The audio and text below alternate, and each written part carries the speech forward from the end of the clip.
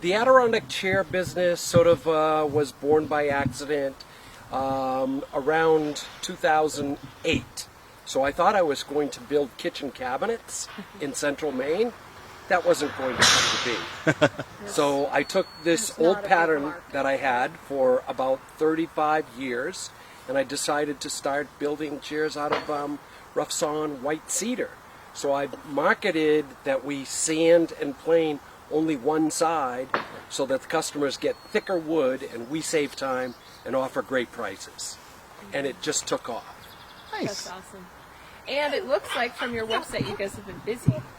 We are more busy than we've ever been before. It's just, I'm going to call it the COVID-19 effect for this year. Everybody wants to sit outside. Yeah. And it's great for us. So that idea by itself took off. And the business, we had a history of, doubling sales early. And then, it was like, wow, I need new people to work for me. And I was working at Fedco Trees down in the cellar next to this woman for about 4 years prior to that. And I said, Melissa, I want you to be my first employee because you have all the qualities that I want in an employee. And she said, I don't know anything about woodworking. I said, that's the easy part. I can teach you that stuff. So that went really well in 2013, and again, sales doubled, so we needed another person. And she says, I know, my twin, Petra. And so Petra came on board in 2014, and it was that duo who worked with me in the shop that for the next 2 years. And then we had the house fire, and Melissa and Petra were pretty much in the shop all by themselves, but I was building the house next door. And after that, it was a no-brainer. I don't need to be in the shop. And they can function quite well without me, or perhaps better. That's awesome. And so I bugged out, and I'm running the business from the outside, all the little things that, don't interrupt them, like acquiring wood and dealing with customers and building the website and doing the marketing and delivering, and I'm having a great time, and I'm really enjoying running the business. But now, Melissa went on to pursue a master's degree, and Petra brought her 2 daughters in here to work with us. So now it's back to a full woman shop. That's so cool. Do you want to go inside? Yeah, we'd love to go inside. I'll put a mask on this because that would probably safer. What's your dog's names, by the way? This is Juno, Juno Mochi, and Lochi. Okay. Mo. Mochi. Like the, Yeah. And you came over and greeted us so nicely. Did you formally train to do woodworking, or did you learn yourself, or how did you start? I learned originally through my grandfather and dad. So I was that young boy sitting on a stool in the shop, observing and asking questions. And then as I got older, I got to hold things and nail things and saw. And as I got older, I actually got to work with both of them. And it just progressed like that. But my dad and grandfather encouraged me to get a college degree and have woodworking as sort of like this backup occupation. So I did that. I got a teaching degree. I taught for middle school for 30 years, which was endearing to me. I loved it, loved my profession. But I always had that dream in the background. Start your woodworking business when you retire. So I retired really early at age 53, and I did it. Yeah. And so you built this building. Yes. Right? Yes. So cool. This is a timber frame, and all the buildings on the property are all timber frames. So that means that all of this joinery is the old-fashioned mortise tenon joinery, and it's held together with wooden pegs. Wow. So this will last a long time. Much longer than I'll live. Yeah, right. Yeah. Yeah. Is there anything in the wood shop that you want to show us? I'm just kind of clueless about equipment. Well, if you saw the tools that exist here, it's sort of like one of those woodworkers' dream to have all of these available. I will say my favorite tools are the ones that look like they have age to them, like that beauty right there, the avocado green, whatever that is a stunning piece. Yeah. Well, the ones with age have slowly moved out, improved, greater, powerful tools. And I did have quite a few of my grandfather's tools here. And there is one right here, which is his original belt sander. Oh, So this goes back to the 50s, 1950s. And we're going to run it through this machine, which planes the surface, Yep. and flip it, and we'll plane the other side now. And then we chop things up with the chop saw into the right lengths for all the parts. And then we go over to that bandsaw and cut shapes out, the arms and other pieces that have curves. And then it comes over to this machine, which is a table router, and we put a soft quarter round edge on all of the, let's just say the functional surfaces. We quarter round everything so it's nice and smooth. And so we get all of those parts stacked up, and they go to this machine, which is a drum sander, and that will finish that top. That's, you know, the functional surface. And today I'm noticing outside they're now doing like some finishing, like That's an oil finish. So we offer unfinished furniture or an oil finish, and that's it. We don't have the room to paint or stain or do anything else like that. Otherwise, we wouldn't have a shop to work in if we were doing painting indoors. Last year, I finally built it. And then this year, I have multiple orders for it. So I just posted on Instagram and Facebook of the finished product, like Friday, Saturday morning. But then I delivered immediately because they were anxious. The recipient, I work with a realtor in Waterville, and she gifts product to her buyers on every sale. And this couple had just been married, in their 80s, and she sold a house to them. So she bought the park bench for them. Oh, that's so cool. And the park bench is quite unique because it incorporates two of the things I love most about woodworking is joinery and then working with the wood itself. So this is all mortise and tenon pieces in the park bench. That's cool. Yeah. Yeah.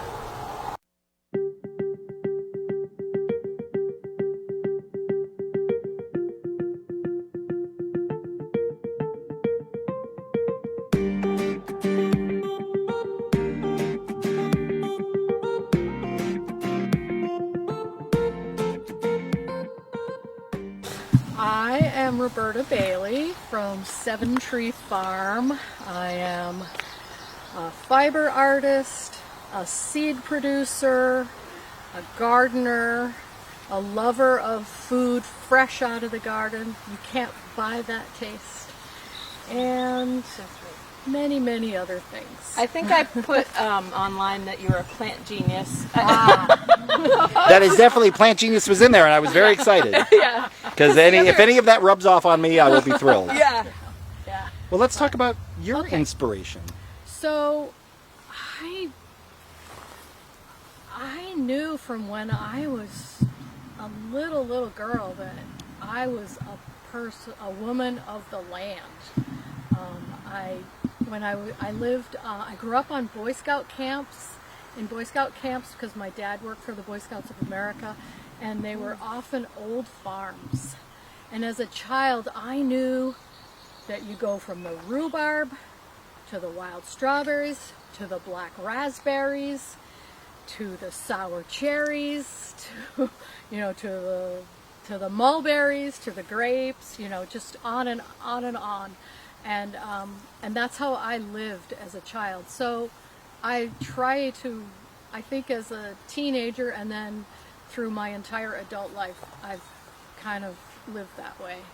You know, we're going from strawberries and the mulberries, and you know, I surround myself with food.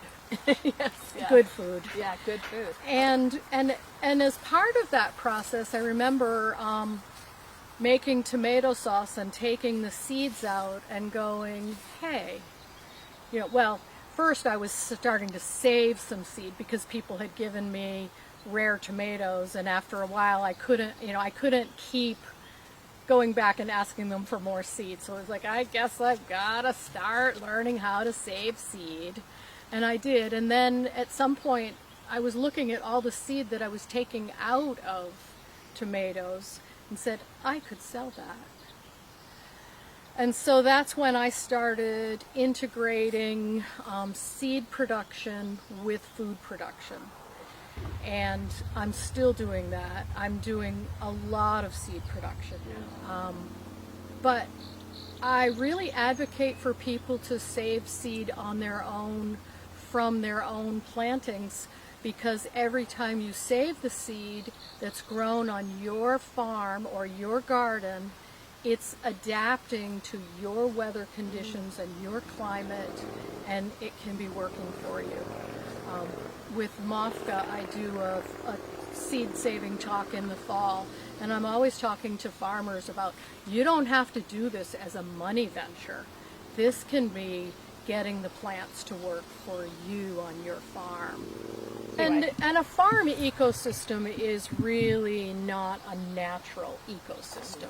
But having said that, within, you know, we have 7 plots, and we rotate garlic and my seed crops and cover crops. And cover crops are kind of eliminating the cow.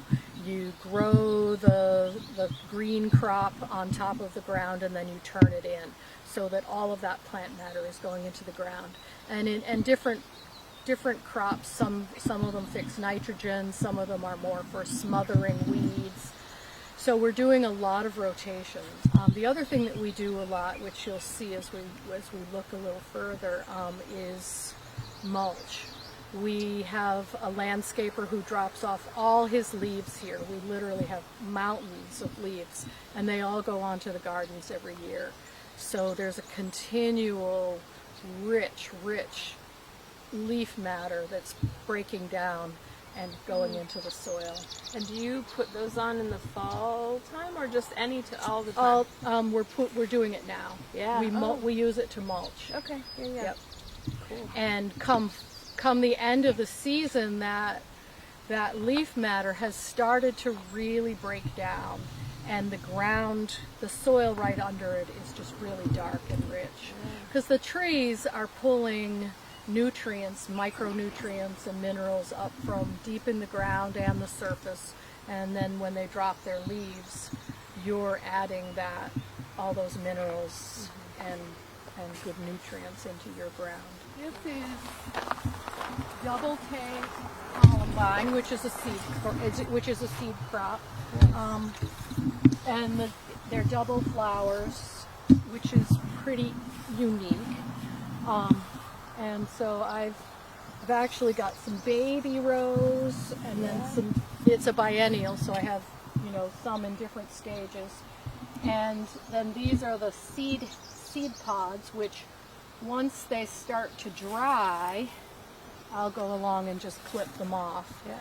So I do a lot of flowers now because there's a demand for organic flower seed, and also because it's light work. I get to spend an hour just going along clipping things versus, you know, a week worth of harvesting and grinding up peppers. You know, so I try to spread my workload out over the whole season. That's great. And the shavings are the white cedar shavings from Maine Adirondack Chairs shop. It's a byproduct, and they have a lot of it. And I've learned over the years that even though the cedar is probably an acidic mulch, the same with pine needles, that the act of biodegrading sweetens the soil. So even if you're mulching with an acidic thing like your blueberries or something with pine needles, the decomposition is going to make the soil sweet.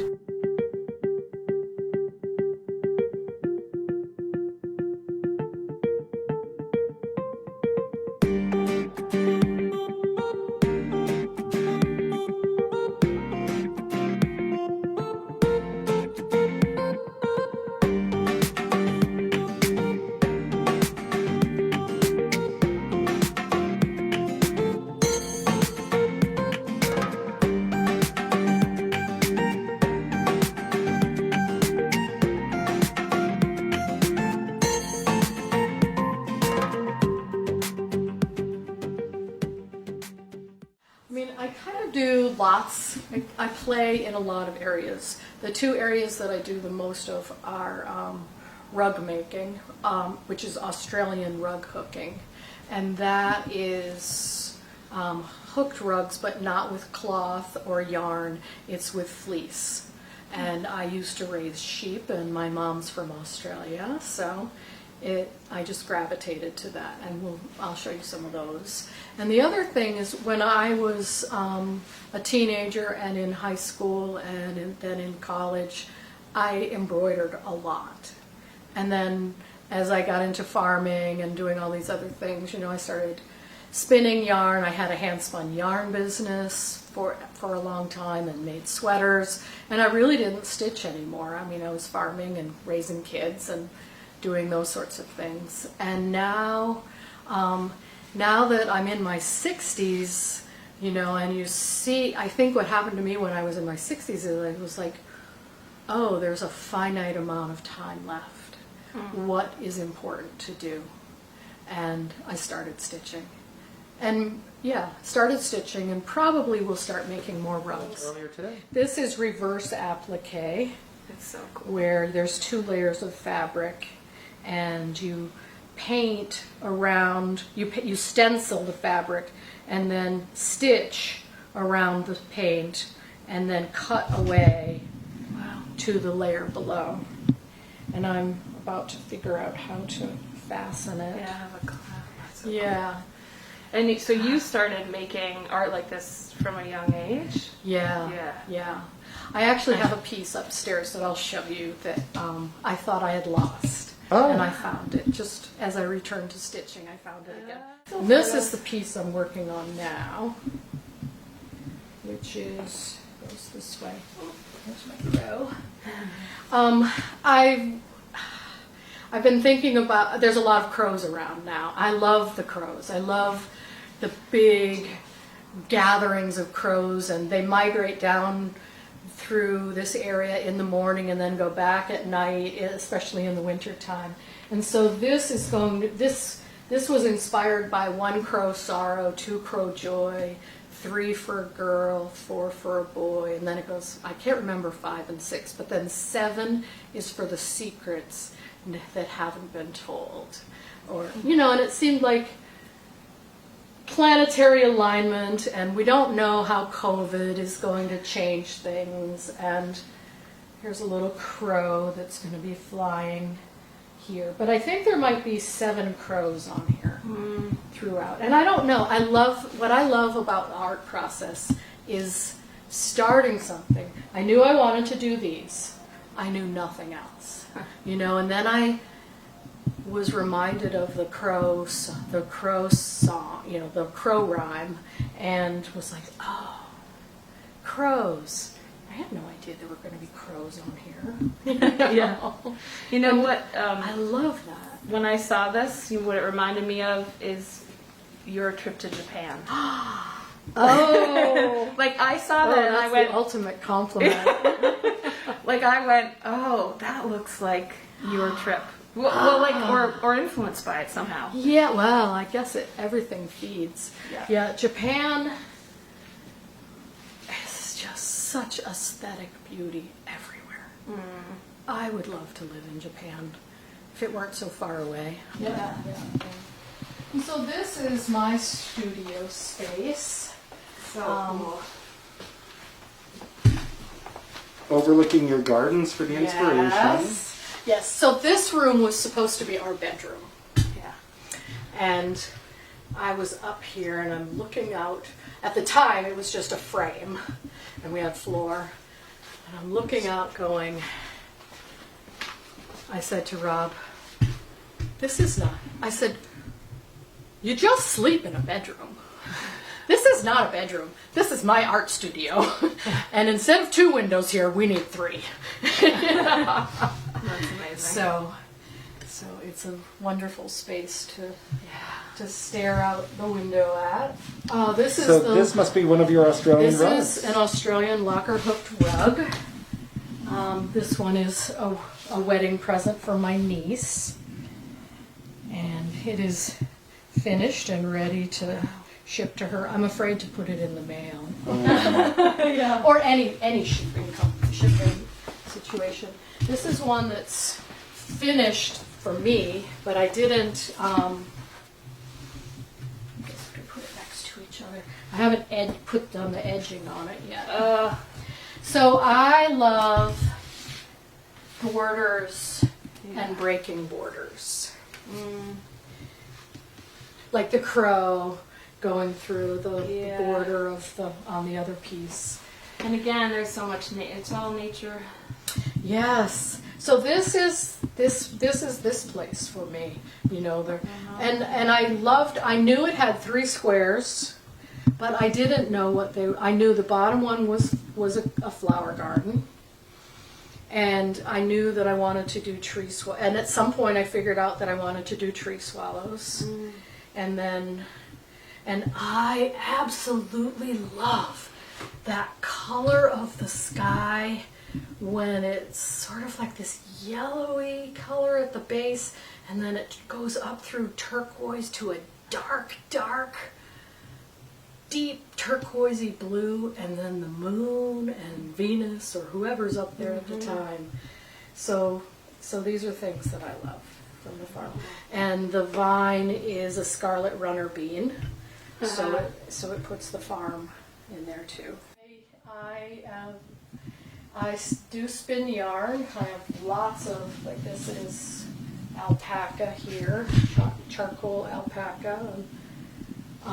Did you spin that yourself? Well, right now it's somebody else sheared it, and this is right off of the alpaca. Oh. And then I would spin it. Do you want videos? Yes. Spinning? I'm curious. I never understood from Rumpelstiltskin how anybody could spin hair into anything. I still don't understand how it's technically possible because I'm like, it's hair. I should be able to pull this apart. Right. Yeah, textiles are a mystery to me. I love them, but I'm gonna just take pictures of all these pretty, like, piles of wonderful color. So this was my original. Back when I sold hand spun yarn, that was my original label. Oh, it's just so cute. Found some.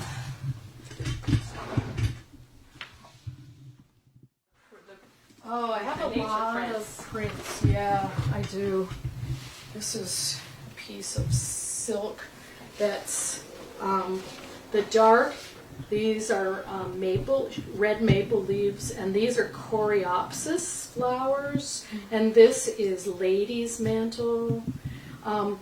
So I'm actually growing a bunch of coreopsis and various other flowers to do some eco-dyeing, eco-printing this summer.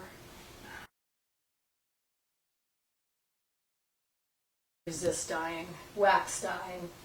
And so I got to make that. And this little old, there was no English. And the little old lady was showing me how to do it, and it was just great. And I dropped that one dot of wax on there. And she kept bringing me these little stencils of bugs, to put over it. And I realized, she kept saying, oh, here, do this. And I'm like, eh. And she's like, oh, no. And I said, oh, you don't like that? She's like, no. It was sort of like an embarrassment that it would be coming out of her shop. And I pointed at it, I said, I love it. So she let me keep my little drop of wax, my imperfection. See, I love when you see little imperfections like that in work. It's just like that idea of and I don't know if this is the right, whether it is Hopi or not, where they always have a part of the pattern that has A mistake in it. a mistake. Yeah, Yeah. a flaw. Because only God is perfect. Or just, yeah, I embrace my humanity. I like that. You know. I do too. And I remember when I first started making the rugs, I said to somebody that I was showing it to, yeah, it's kind of all nubbly. It's not all perfect and smooth. And she just looked at me and she said, you want perfect? You go to a store. You know?